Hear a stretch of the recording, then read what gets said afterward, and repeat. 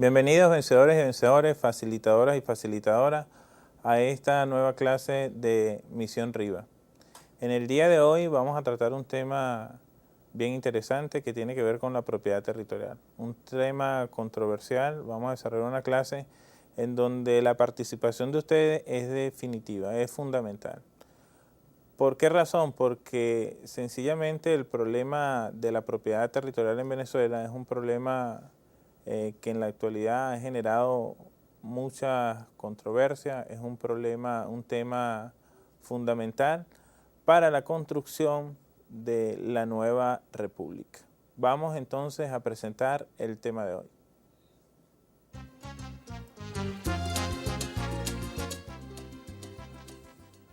La propiedad territorial.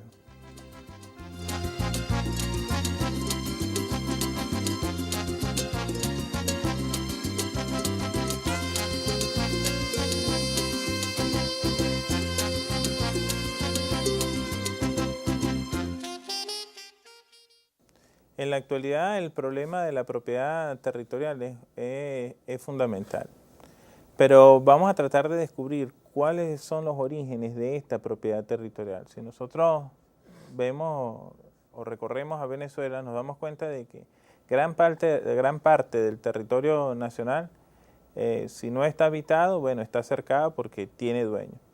Pero ¿dónde surge? ¿De dónde surgen esos dueños? ¿Quiénes les entrega la propiedad de esos territorios? ¿Por qué ese desequilibrio tan grande mientras hay pocos que tienen grandes extensiones de tierra?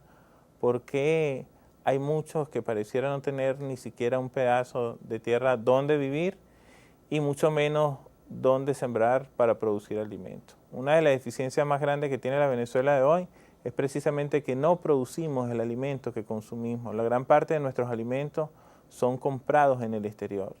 Este es un problema que tiene que ver con la soberanía del Estado. El problema de la alimentación es un problema de soberanía del Estado.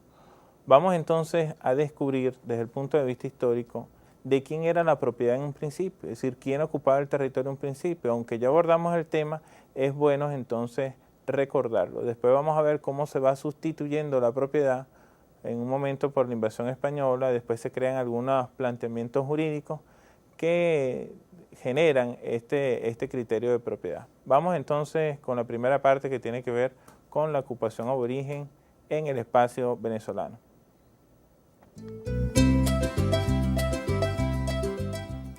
Ocupación territorial indígena. La ocupación territorial indígena se fundamenta en lo siguiente.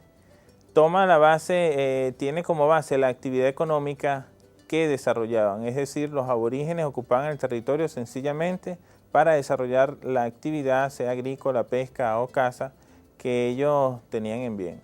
Ocuparon el territorio que nosotros identificamos entre las llamadas áreas culturales. Cuando nosotros veamos el mapa que viene en la diapositiva siguiente, vamos a ver cuál era la ocupación de los aborígenes en el territorio nacional. Este mapa ya es conocido por ustedes. Aquí están las áreas culturales y la ocupación que los aborígenes tenían en esas áreas culturales. La ocupación del territorio es extensiva, es decir, se da a lo largo y ancho de Venezuela.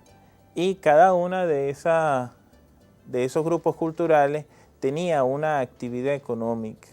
Para el aborigen, la ocupación del territorio era vital, puesto que ellos desarrollaban sus actividades de subsistencia, como la actividad alimentaria, la producción agrícola, el intercambio, la caza, pero también los territorios para desarrollar sus asentamientos necesariamente estaban vinculados a la ocupación del espacio. Con la invasión española, esta ocupación territorial del aborigen va a ser irrumpida.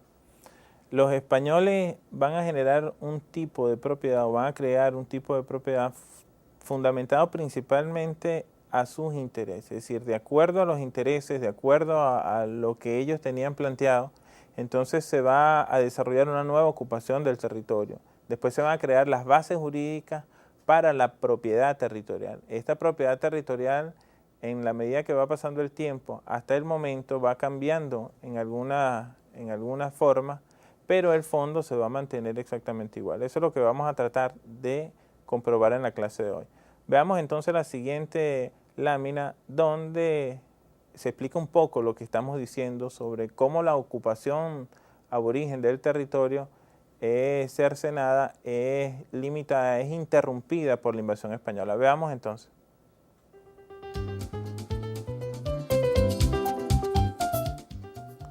La propiedad territorial en el período colonial se inicia con el otorgamiento de capitulaciones con interés poblador en primer lugar y de explotación de recursos que determinaron la verdadera posesión territorial por parte de España. Significa que en el periodo de conquista los españoles entregan, o la corona española entrega a capitulaciones, que es una especie de permiso para que esa población que venía de España pudiera explorar el territorio y ocuparlo definitivamente. Copien rápidamente esta diapositiva para seguir de nuevo con el tema.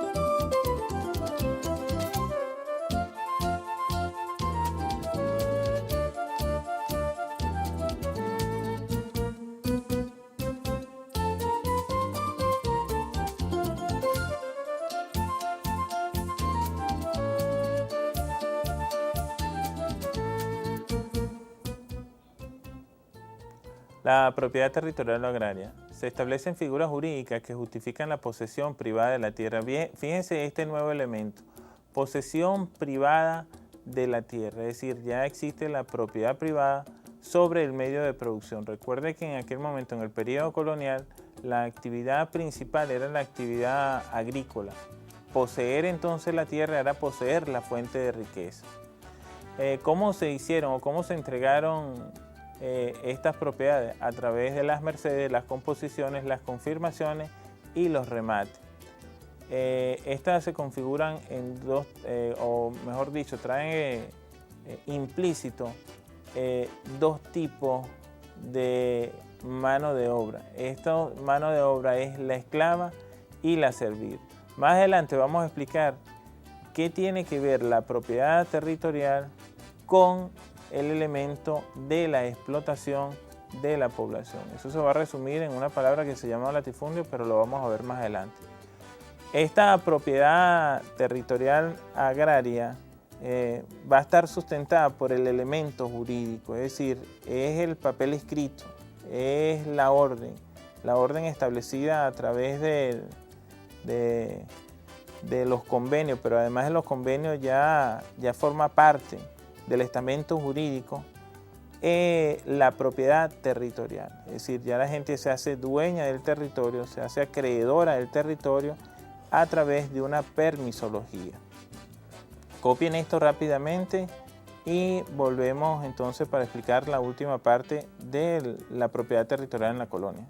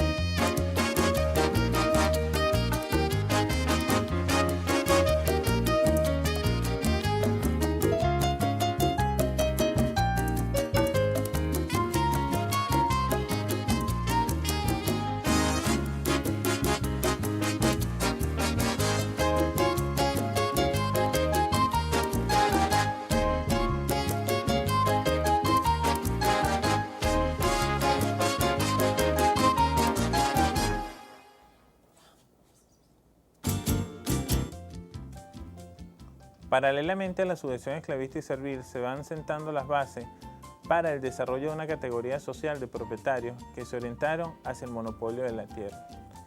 Es decir, que no solamente entonces era la propiedad territorial, sino que también esto iba a ir acompañado con la explotación del hombre, en dos condiciones, esclavista y servil.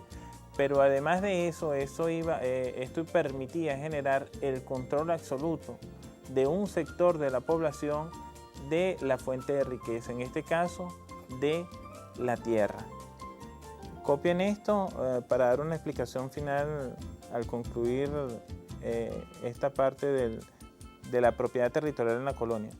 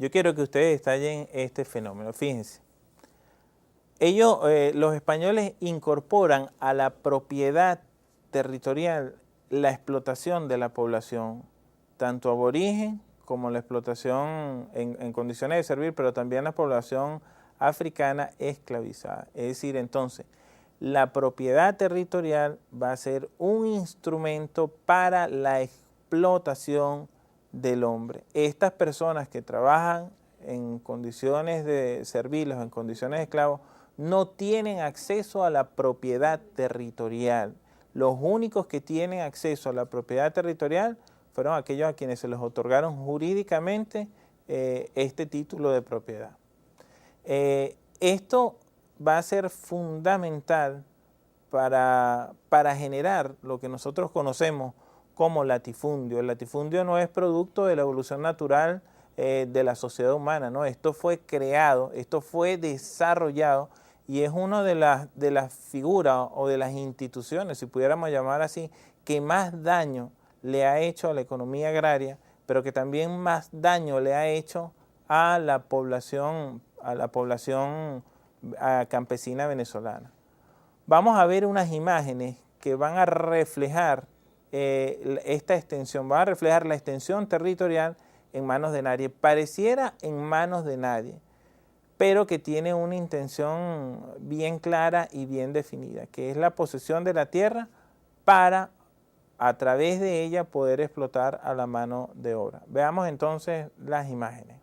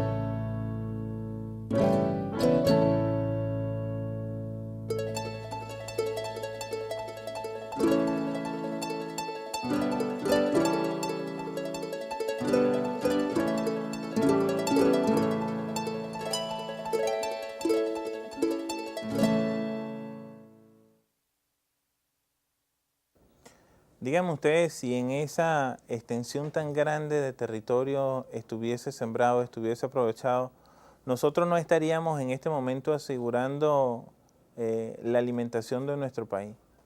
En la Constitución está establecido que el Estado tiene que asegurar o debe asegurar la producción agrícola que sustente la alimentación de este país.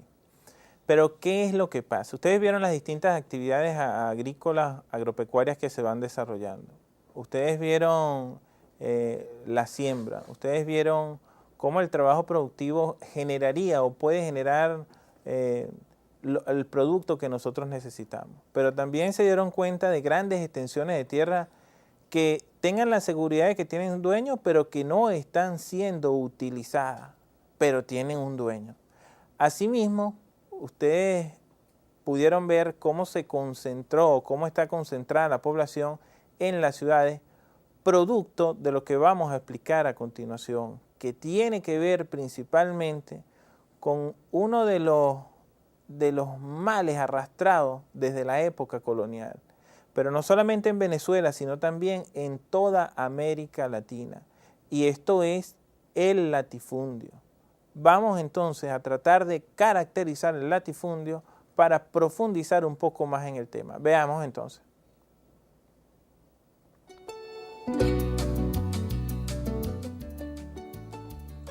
El latifundio, que no es otra cosa que la posesión de tierra, las grandes extensiones de tierra en manos de pocos, se caracteriza por lo siguiente. O sea, una explotación agraria es una gran explotación agraria de gran extensión, caracterizada fundamentalmente por el ineficaz uso de los recursos disponibles. Es decir, a pesar de que hay muchos recursos, la subutilización no permite aprovechar al máximo esos recursos. En América Latina supera con facilidad las 10.000 hectáreas por propietario. Una sola persona dueña de 10.000 hectáreas. Eso es un promedio en América Latina. Copien esto rápidamente para ir a la segunda parte donde vamos a caracterizar, vamos a profundizar un poco más las características del latifundio.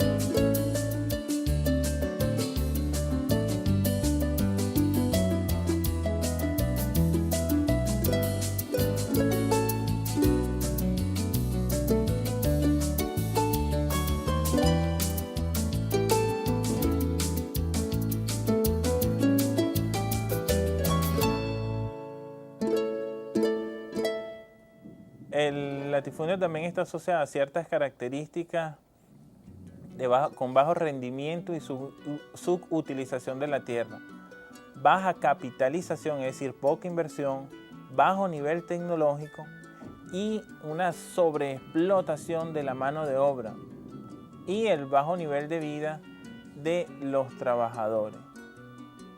Esto es terriblemente grave. Fíjense ustedes cómo la tierra, cómo ese recurso tan importante, el latifundista apenas utiliza una parte. ¿Pero por qué utiliza solo una parte?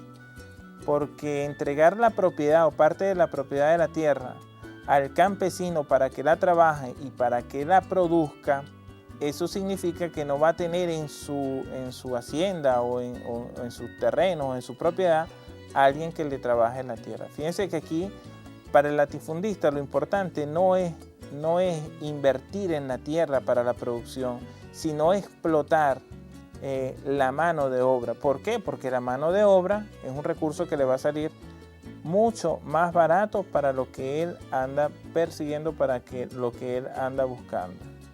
Vamos entonces, copien esto rápidamente y venimos con una explicación final.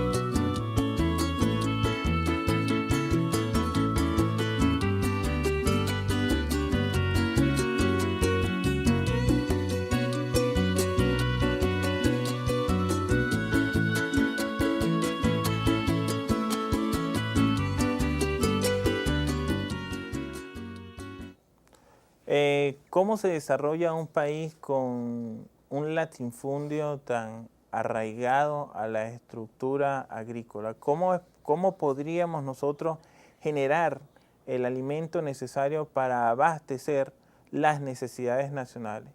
O sea, definitivamente, si no se ataca el problema del latifundio, es difícil. Por otro lado, fíjense lo que provocó el latifundio.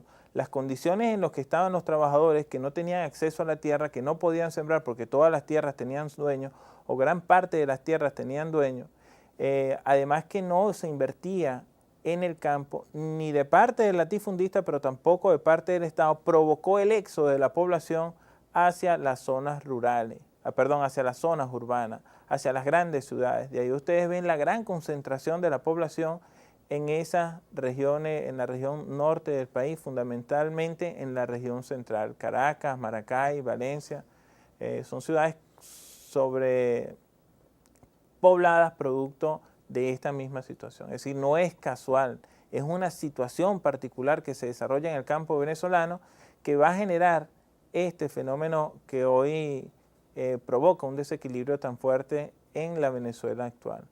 Vamos a pasar rapidito a cómo se va a transferir desde el periodo colonial en la guerra de independencia, cómo se va a transferir esto de la tierra.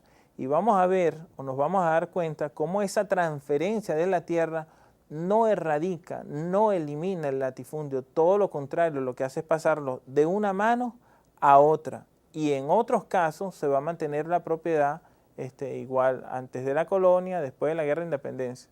Veamos entonces a lo que me estoy refiriendo.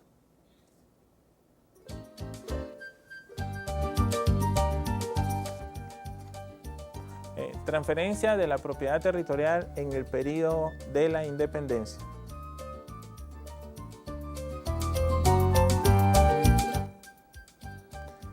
Cuando se inicia la guerra de la independencia, Domingo Monteverde va a crear una figura. Esta figura tiene que ver con la expropiación de los bienes de quienes hayan participado en la guerra de independencia. Esto es un mecanismo de presión para precisamente restar poder a el movimiento independentista. Esto va a generar una reacción en el ejército, en las filas patriotas, en los líderes patriotas, y el Libertador va a generar o va a crear el decreto de guerra-muerte, que es el contrasentido de lo que había planteado Monteverde. En el decreto de guerra-muerte se buscaba el secuestro y el embargo de los bienes enemigos de la independencia y devolver a los propietarios las haciendas y bienes que le habían sido quitados por el tribunal de secuestro. Es decir, los españoles dictaron una medida, entonces llegaron los patriotas y dictaron otra medida para contrarrestar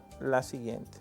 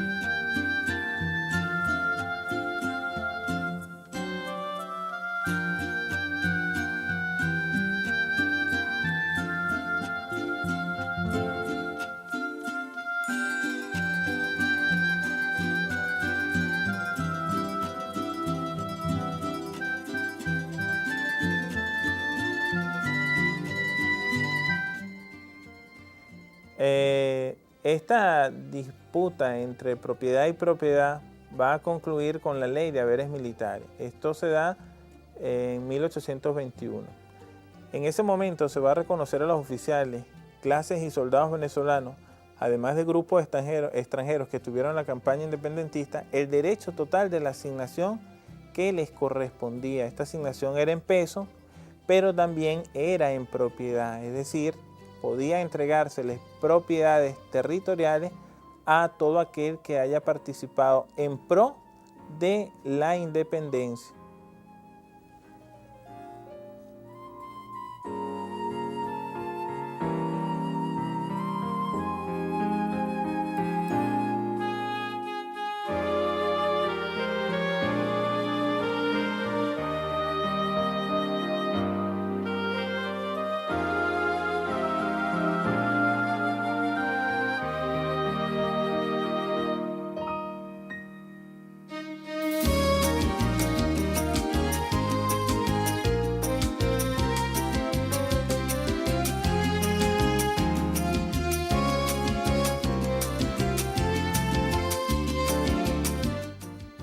Este proceso se caracterizó por la transferencia de tierras de manos de la nobleza colonial a manos de los jefes militares de origen popular, en los que podíamos mencionar Páez, podíamos mencionar a Mariño y los hermanos Monagas. Es decir, ellos van a ser los nuevos propietarios, junto con otros líderes o gente que luchó en la independencia, van a ser los nuevos propietarios de la tierra que antes pertenecía a la nobleza colonial.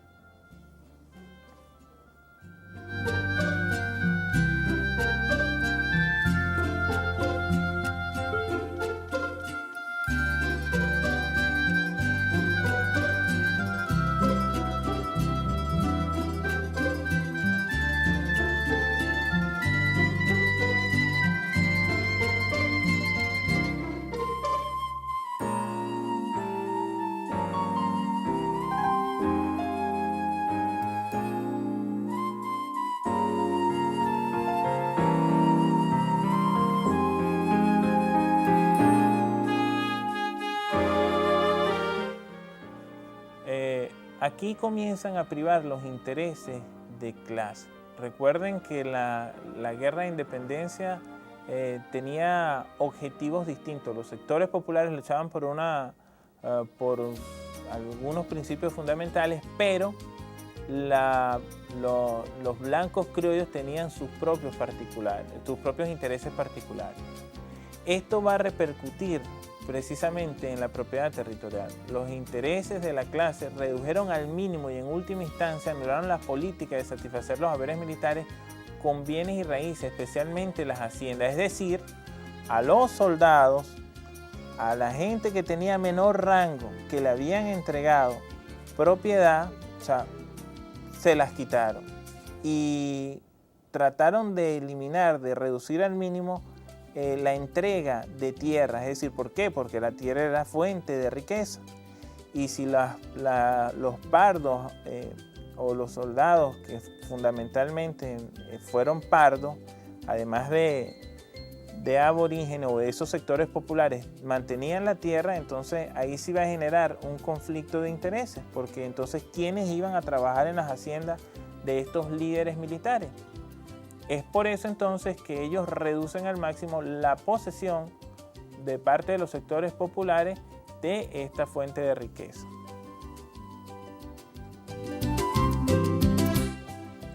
El otro elemento era que durante la independencia mucha gente tuvo que emigrar. Bueno, esa gente que estaba con la causa patriótica, al volver, se valen de diversos medios, el amiguismo, el compadrazgo, y las influencias para recuperar las haciendas que les habían sido quitadas.